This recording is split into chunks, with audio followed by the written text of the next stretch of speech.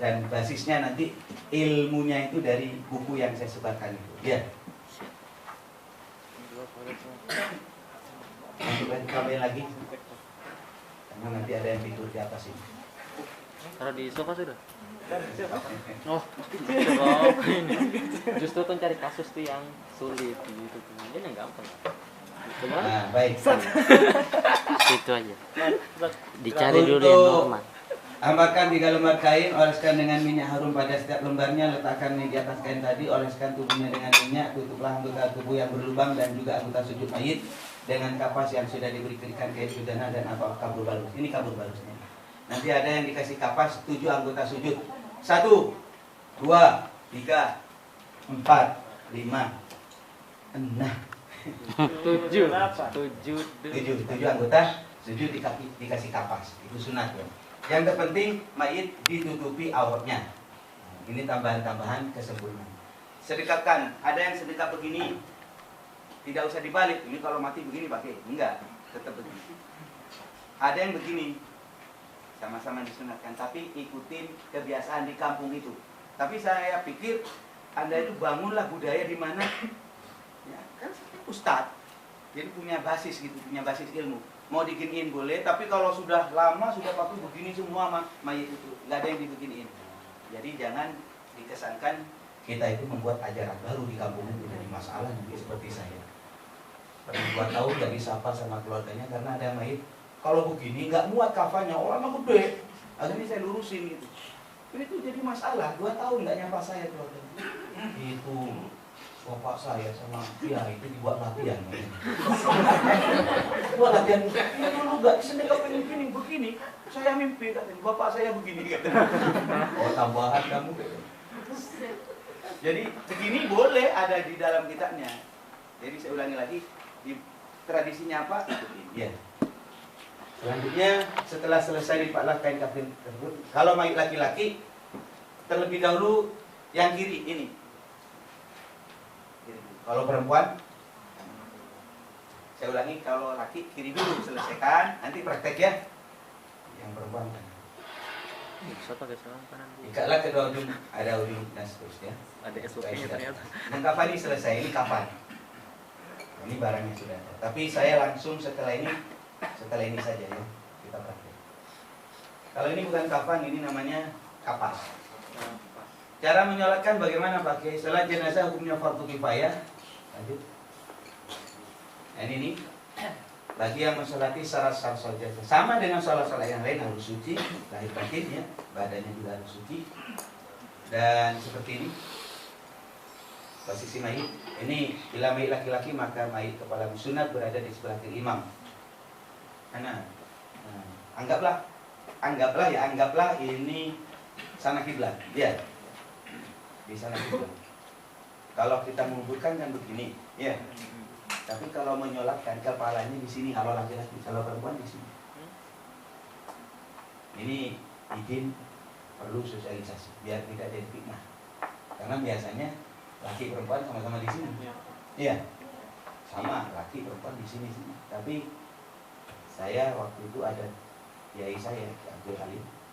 Waktu wafat saya lihat kepalanya ini kok ada di sini. Waktu saya mau sholatkan, saya izin saya mau sholat dulu sebelum 5 waktu.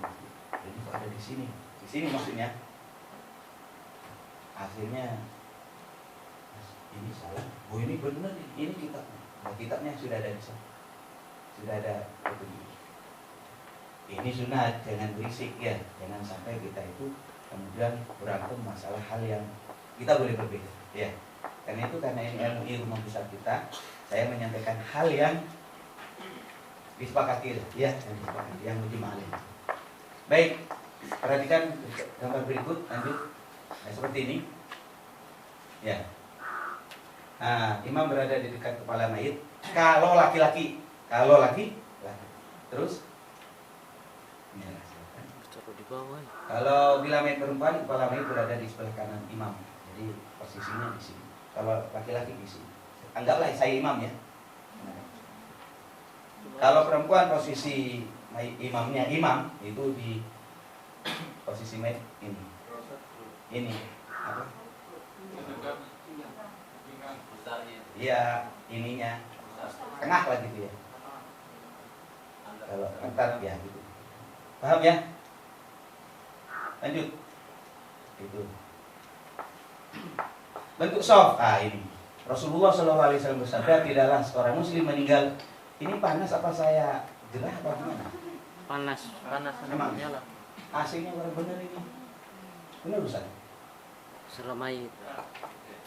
Jadi bikin 3 soft. Ada hadis orang muslim kalau disolati 3 soft akan mendapatkan syafaat. Nah, itu masuk surga, berhak masuk surga. Lah ini disiasati. Kalau ini nggak mungkin lah di Papua ini kan tidak banyak seperti di Jawa muslimnya. Yang nyolatin cuma 3 orang. Bisa 3 orang itu bikin satu-satu gitu. Karena kalau 6 orang ya 2-2 gitu. Paham ya? Jadi jangan memanjang begini, jangan memanjang, tapi diusahakan 3 soft karena ada hadis ini. Sehingga ada yang mengatakan untuk mendapat fadilah 3 soft, ulama berbeda pendapat. Misalnya Imam Ibnu Hajar menyampaikan 1 soft minimal 2 orang. Imam Nawawi mengatakan 1 soft minimal 1 orang. Jadi 1-1. Paham maksud saya? Jadi tolong ustadz ketika memimpin jamaah, bapak-bapak, ayo kita bikin 3 soft gitu. Jangan memanjang begini. Biar dapat berkahnya hadis tadi. Paham ya? Kemudian menguburkan. Nah, sudah menguburkan ini. Sebelum berangkat ke kuburan, mayit kalau orang baik-baik terlebih dahulu mengadakan persaksian bahwa mayit adalah orang baik. Kalau bahasa Arab isyhadu bi anna hadzal mayit min ahlil khair. Oh gitu kalau di Jawa gitu. Tapi kalau di sini boleh pakai Indonesia. Mari kita saksikan bahwa mayit Bapak Abdurrahman, bukan Ustaz, Bapak Abdurrahman ini adalah orang baik. Baik apa baik? Baik. Jangan dipilih baik apa tidak baik. Takut salah ngomong gitu. Baik apa baik? Baik. Pernah satu ketika waktu itu Pak Ustaz, ini orang nggak sholat ini. Kemudian saya ngomong begini, nggak sholat. Saya tahu dia sholat jarang-jarang. Cuma saya ngomong baik. Apa mayit ini orang baik apa baik? Baik. Yang ngomong sedikit baik gitu. Karena tahu ini orang ya, bagus lah.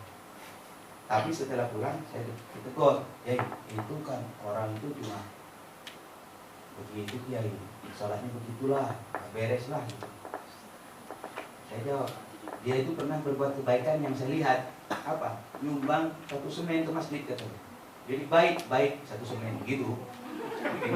Baik. Pokoknya kebaikannya lah. Guru mahasina mautakum. Yang baik-baik disebutlah dari orang mati itu. Jangan sampai nyebut orang mati itu kejelekannya. Ya. Kalau baik menurut kita, insya Allah menurut Allah baik. Mayit dibawa seperti halnya orang yang melahirkan kepala dulu. Ini harus dijelaskan. Mayit dibawa seperti halnya orang melahirkan. Nah, sekarang masalah melahirkan tidak dari sini, tapi dari jendela. Nariknya begini. Saya tahu, lihat sendiri. Waktu istri saya melihat, loh kok begini kaki dulu naik kata saya. Nah, kalau di dalam yang normal kan kepala mayit ada di depan. Sebagaimana kalau lahiran normal ya, itu kan kepalanya. Cara yang normal. Sunat mempercepat langkah mayit daripada jalan biasa, tapi tidak lari-lari. Cepat. Hukum mengantarkan jenazah ke kuburan bagi laki-laki sunat, bagi perempuan makruh. Ya, khilaf lah ada yang mengatakan. Tapi karena perempuan nggak kuat biasanya. Dari rumah saja. Ukuran lubang kuburan ini sebenarnya petugas, tapi kita harus tahu panjang maupun tingginya mayit. Lanjut. Kemudian lebarnya sekian. Lanjut. Barilah liang lahat. Ada liang lahat. Liang lahat itu sebelah barat istilah saya. Liang lahat. Tapi ada juga liang lahat ada di tengah. Saya tanya, kalau di sini liang lahatnya di mana? Pinggir. Di pinggir ya? Barat. Nah, kalau di tengah, biasanya kalau tanahnya mudah longsor, itu di tengah. Tujuannya agar mayit itu tidak langsung tersentuh tanah. Kan kita bilang tadi, mayit itu terhormat, jangan sampai langsung ditimbun tanah. Paham ya? Seperti ini. Dan ini pasti saya dengan Anda semua ini kena semua ini, kena ini. Kalau COVID bisa kena, enggak. Kalau mati pasti itu. Paham ya? Nah, baiklah. Kemudian letakkan beranda di kaki lubang kembali. Nah, ini kuburan. Jadi begini, ini anggaplah ini kuburan ya. Masukannya dari sini. Bukan begini, biasanya kan begini ya. Bukan bukan biasanya ya, Mas. Saya suka-suka lah gitu. Jadi begini, kepala dulu. Jadi Bapak dan Saudara yang sudah ikut pelatihan ini diarahkan, karena di kuburan itu kuat-kuatan suara, Ustaz. Kadang orang nggak ngerti agama, masukkan begitu. Jadi yang paling kuat itu dia. Itu kayak kampanye ini. Iya, paham ya maksud saya? Itu demikian. Ini kerandang. Terus mayit diangkat dan dimasukkan ke dalam kuburan perlahan-lahan. Di bawah itu ada yang nampani, lanjut Mas. Siapkan 3 orang dalam kuburan untuk nampani di sini. Lanjutkan. Lah ketika menampani itu baca doa bersama Bismillahi wa ala millati Rasulillah. Kemudian ya, setelah mayit sampai di dasar kuburan, masukkan ke dalam liang lahat. Posisi mayit diberikan ke kanan, wajib dihadapkan kiblat, wajib dihadapkan. Bagaimana dengan jenazah COVID misalnya ya? Mereka tidak dimasukkan dalam peti, ya disiasati saja petinya itu dikasih ganjal begitu. Di sini sekiranya posisi itu. Paham maksud saya? Sehingga ikhtiar kita sebagai orang yang hidup sudah menjalankan. Adapun di dalam kubur dikebukin sama malaikat, kemudian posisinya nggak karu-karuan, itu urusan malaikat. Urusan kita yang hidup adalah bagaimana sekiranya mayit itu memenuhi standar syariat gitu. Ini kafan yang menutupi kepala dibuka, kafannya bukan buka begini, bukan ininya doang ya. Baru kemudian diambilin tanah, digini-giniin, apa namanya kalau di sini apa dulu Jawa sampai ya, bantal lah bikin ya, bola-bola itulah. Kemudian lah karena kalau nggak ada bola-bola itu nggak menyentuh tanah, susah gitu ya. Cari bantalan tanah, kemudian bukan kain tapi tanah. Sekiranya dia kesannya dari tanah kembali ke baterainya mau habis. Nah, lanjut ya. Nah, ini benar-benar ini. Kurang berapa menit, Ustaz? Kira-kira 10 menit kali 2. Baik. Kalau mau diadanin, adani ya. Kalau adzan ada dasarnya. Kalau tidak mau adzan ya nggak apa-apa, jangan ribut ya. Kalau adzan ada dasarnya, kalau tidak mau adzan ya juga ada dasarnya katanya. Tapi kalau saya diadzan. Wajah kedua kaki mayit disandarkan ke dinding kuburan seperti orang mau ruku dalam sholat. Orangnya tidur begini maksudnya. Kalau orang sholat kan begini nih. Halo? Lihat saya. Kan begini ya. Ya. Nah ini. Setiap bata mentah atau tanah yang keras telah dibuatkan dibacakan surat Al-Qadar. Ini sunatnya. Kitabnya mana Pak? Ya, ada di dalam kitabnya sudah ada. Halaman berapa? Tinggal dicari. Jadi dibacain Bismillahirrahmanirrahim. Dari rumah misalnya ibu-ibunya baca dari rumah, ya saya kasih modal, saya kasih samu keluarga saya, bapak saya ini dengan inna anzalnahu fi lailatul qadar. Baca berapa kali? 7 kali. Bismillahirrahmanirrahim. Inna anzalnahu fi lailatul qadar pertama. Wa ma adraka ma lailatul qadar. Lailatul qadri khairum min alfi syahr. Tanazzalul malaikatu war ruhu fiha bi idzni rabbihim min kulli amr. Salamun hatta matla'il qadar. Dibaca 7 kali tiupan. Sini. Taruh di sampingnya mayit. Mayit ini tidak akan diadab oleh Allah. Kata kita begitu. Kata kita. Ada yang bilang gampang amat Pak Kiai, cuma dibaca begitu. Ya, memang gampang kelihatannya, tapi tergantung amalnya mayit. Kalau mayitnya baik-baik, misalnya waktu Kiai Hasyim Muzadi wafat, saya kan yang turun di bawah. Yang pakai surban saat itu cuma ada 2. Satunya Habib Rizik, satunya Habib Misbah. Ini Habib swasta saya. Jangan kawi dong. Sopan sedikit. Mau Habib, mau Pak Habib ya. Kita harus tetap dimuliakan sama. Benar nggak? Baik, udah nggak sepanjang-panjang. Saya fokus kepada mayit. Jadi waktu itu saya turun. Saya teriak sedikit saja. Inna anzalna gitu. Namanya dia orang baik. Wah, inna anzalna fi lailatul qadar. Saya juga sambil di belakang saya kan ada wakil presiden sedang memimpin apa itu? Upacara pemakaman. Saya baca ini, ada orang baik. Benar nggak? Waktu istri saya meninggal, saya cerita lagi. Saya Inazil, anak mas santri baca. Inazil. Orang baik. Ada juga yang nggak baik, Ustaz. Ya lagi tokel gitu. Tokel. Waktu meninggal itu saya sudah ikhtiar, sudah baca inna sudah. Nah seperti tadi nih, telepon bunyi terus. Ini kan ada buktinya tadi. Baca inna. Enggak baca inna. Enggak, saya maksud saya baca inna ke tanah itu. Enggak selesai. Karena ada telepon. Tunggu dulu Pak, saya sedang menghadapi jenazah gitu. Nah ini penting kayak. Ini dari waktu itu dari Kapolri gitu. Wah ini kok nelpon saya. Kan takut saya kalau nggak nerima. Nah, sedangkan ini penting menghadapi jenazah. Akhirnya ya sudah, saya terima telepon, saya samperin jenazah. Mana jenazahnya? Sudah ditutup. Lah, kok ditutup? Lah habis kayak mulai tadi main telepon. Bukan main telepon, Mas. Ini ada telepon. Ya dalam hati.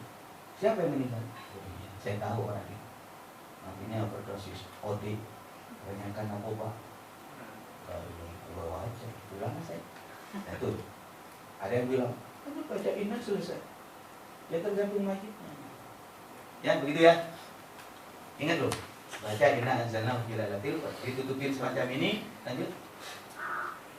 Selanjutnya ditutup dengan papan atau supaya tanah tidak masuk, lanjutnya. Kemudian semacam ini.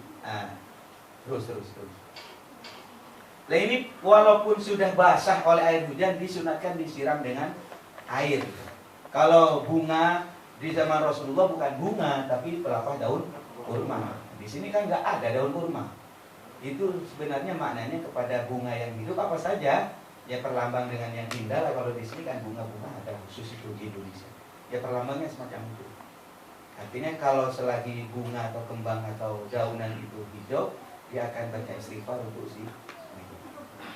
Nah gitulah, saya kira cukup untuk materi ini.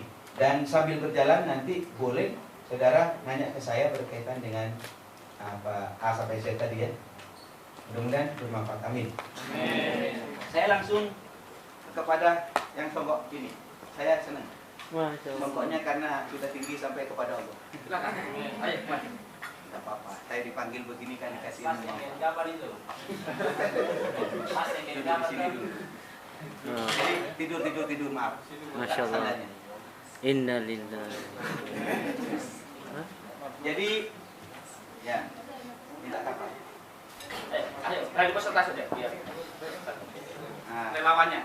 Ya cukup dari jauh biar yang lain kelihatan, biar kelihatan maksudnya. Nggak apa kelihatan kan ya? Kalau nggak kelihatan boleh di pinggir-pinggir, boleh di sini. Boleh maju ke sini di pinggir-pinggir biar kelihatan. Kalau dari jauh nggak kelihatan. Tidak usah merekam, satu saja yang merekam. Ya. Saya ingin pastikan begini ya. Mayit ini mulai dari awal. Ketika dia itu ada tanda-tanda kematian, saya ulangi lagi. Sakaratul maut, maka kita talqin Allah atau la ilaha illallah. Ini. Kalau dia sudah ngomong la ilaha illallah, maka yang lain diam. Kalau sudah dia masih gigo lagi, ditalqin lagi. Seperti itulah ya. Saya fokus setelah meninggal benar, maka yang tadi saya bilang tadi dilemaskan, ya, dilemas. Ini disedekapkan tetap macam ini. Kemudian bajunya ini ditarik kalau bisa, tapi kalau nggak bisa digunting. Paham ya maksud saya? Macam ini. Yang dimaksud dengan talian begini, dilemaskan, ya. Karena kalau sudah lebih daripada sekian menit ya, atau apalagi jam, ini kaku sudah. Tapi kalau masih baru enggak. Paham maksud saya? Dikit-dikit pelan-pelan. Paham? Baru kemudian mata. Ya, tadi bilang saya mata itu. Ini masih melotot. Tutup. Tapi kalau masih melotot ini bikin apa ini? Kiri apa kanan ini? Kiri. Berarti mata ini. Tolong dibantu yang lain untuk menutup ini. Ya. Jawab. Paham ya? Kemudian yang ini demikian juga. Paham maksud saya? Ini ada hubungannya saraf. biar tidak melotot. Kalau melotot kan jelek. Orang melot-melot. Sudah ngerti? Sudah paham? Ada yang kurang paham di titik ini? Kita pindah. Kemudian mengkafani. Paham mengkafani? Mayatnya bangun dulu. Dulu.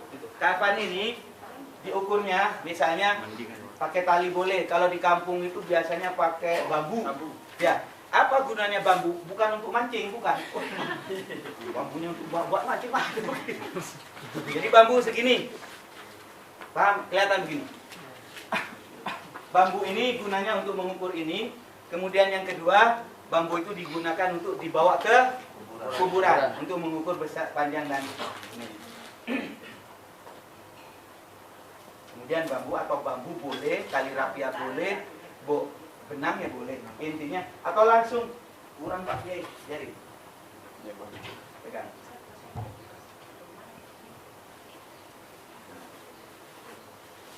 Benar ya?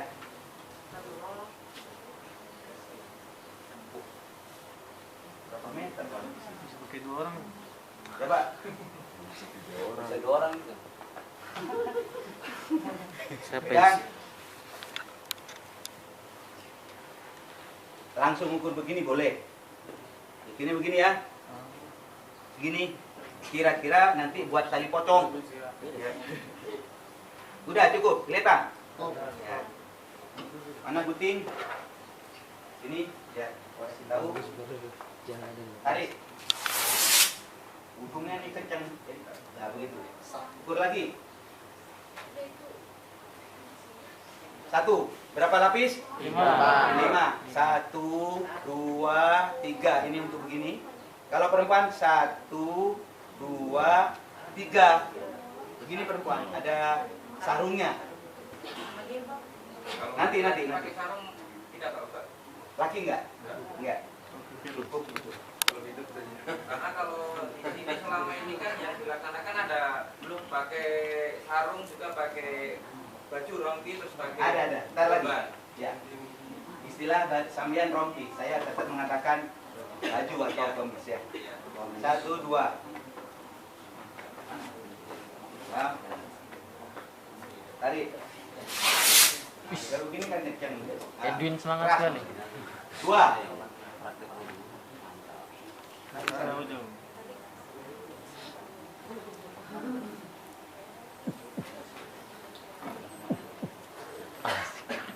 Coba tenang, jangan khawatir. Ini panik kayak. Baik, jadi kalau di rumah sudah ada bunyi seret, itu berarti ada yang meninggal. Bunyinya kapan kan? Baru kemudian ini kan sudah 3 nih. Iya, Mana? 1, 3.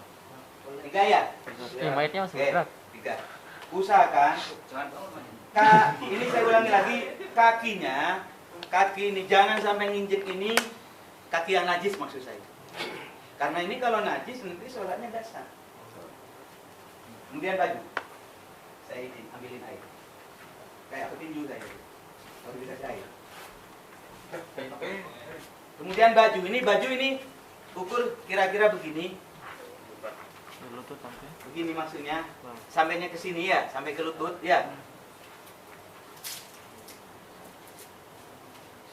Lihat, seperti ini. Jadi tidak sama dengan ini. Kemudian potong. Tong.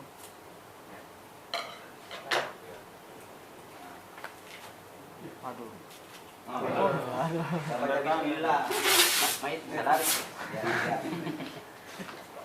Ini yang dimaksud baju, katanya Pak Ustaz tadi rompi.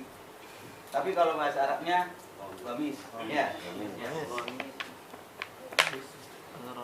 Ini mohon izin satu guru, satu perguruan yang sudah tahu jangan mendahului saya. Ya. Jadi ikuti dari ilmu majelis ulama.